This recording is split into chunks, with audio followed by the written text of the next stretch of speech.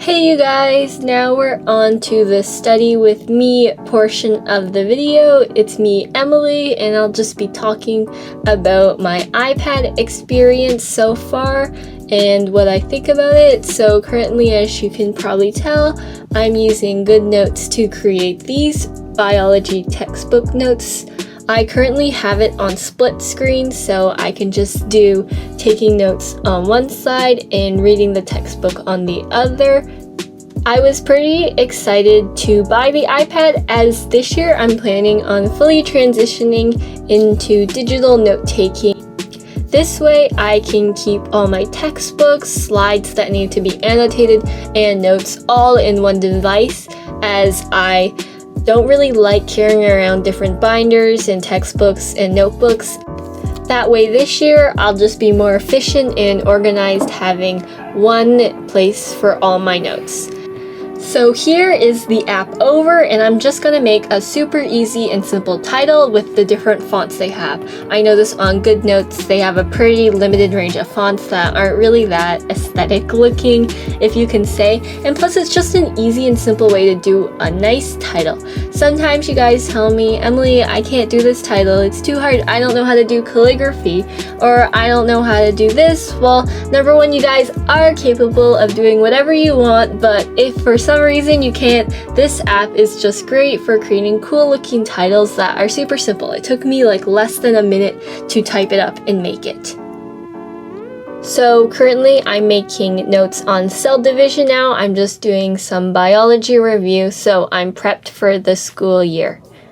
In this video, I'm not really gonna go over how I take notes or really anything really off of that, because I'm planning on doing a full video about that maybe in the coming month or next month. I don't really know yet, but I'm planning on releasing a bunch of different iPad videos. But if you guys do have suggestions, be sure to comment them down below, because I usually read most of the comments and I reply to them. Okay, so here I really wanted to make a diagram of this picture in the textbook. However, it was kind of hard to draw on GoodNotes, so I just did it in Procreate and then I imported it in. I find that you can also draw diagrams in GoodNotes, however, I just think it's much harder and it takes much more work as you don't really have layers to work with. And plus, I think Procreate has much more colors, and I just think it's better for drawing in general. So, moving on to my review of the matte screen protector. I just bought mine off Amazon. It was honestly the cheapest one they had. However, I think it does really help improve your handwriting and it can make it much neater. I think like there's like a friction or something like that. I don't know really how it works. However, I don't really like it that much as it does dim the screen a bit, so I just blast it up to full brightness. But then again, you're really gonna run low on battery. The iPad won't last that long if you have full brightness all day, but I guess I stay home most days, so it doesn't really matter. I can just charge it from my desk.